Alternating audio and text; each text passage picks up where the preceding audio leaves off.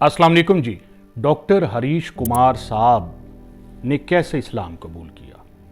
Doctor Harish Kumar साहब अपने घर में बैठे होते हैं कि उनके घर की घंटी बजती है। वो जब बाहर देखते हैं तो एक सब्ज़ी फरोश जो उनको 20 साल से सब्ज़ी मुहैया कर रहा होता है, जिसका नाम अब्दुल आहद होता है, वो खड़ा होता है। डॉक्टर साहब पहले भी उससे सब्ज़ी लेते रहते थे, मगर इस मर्तबा उसको वो चाय पे मदऊ करते हैं कि आओ मेरे साथ चाय पीजिए। अब्दुल आहद साहब उनकी ऑफ़र कबूल कर लेते हैं। दौरान गुफ्तगू हरीश कुमार साहब 1986 में बरतानिया जाते हैं तालीम के लिए, तो हिंदुइज़म से वो मुतनफ़िर होते हैं किसी भी वजह, चाहे मूर्ति पूजा या किसी भी वजह से। मगर वहाँ जाके वो स्टीफ़न हॉकिंग के नज़रियात को पसंद करते हैं, उनकी बुक्स पढ़ते हैं और वो मुल्हिद हो जाते हैं, एथियस्ट।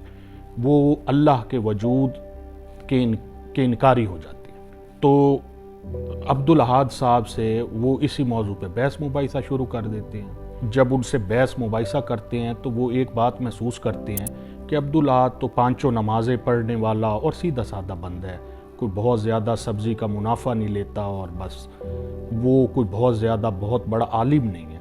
मगर वो जो जवाब देता है उससे हरीश कुमार साहब मुसलमान हो जाते हैं। वो कहते हैं कि डॉक्टर साहब, आपने ख़ुद कहा है कि 6 से 10 हज़ार साल की तारीख़ में पैगंबरों की कहानियाँ चल रही हैं, वो सब एक माबूद यानी एक अल्लाह पे मुत्तफ़िक हैं और जन्नत दोज़ख के कायल हैं। जिस तरह यहूदी, ईसाई, मुसलमान, ये हम सबको मालूम है। वो कहते हैं कि आप इस बात पे बज़िद हैं कि नाउज़ बिल्लाह अल्लाह नहीं है।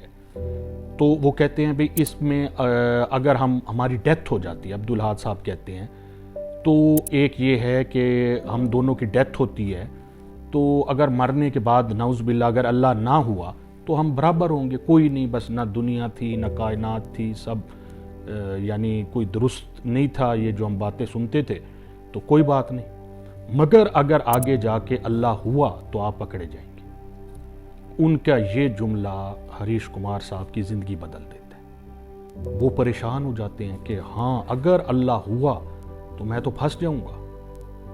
वो कहते हैं कि मैंने सारी ज़िंदगी प्रोबेबिलिटी पे लेक्चर्स दिए, मगर इस तरफ तो मेरा ध्यान ही नहीं गया। उसके बाद वो चूँकि वो एज ए एथियस्ट, मुल्हिद के तौर पे कई यहूदी, ईसाई, मुसलमान उलमा से बहसो मुबाहिसा करते रहे थे पहले, तो उनको थोड़ा बहुत इल्म था।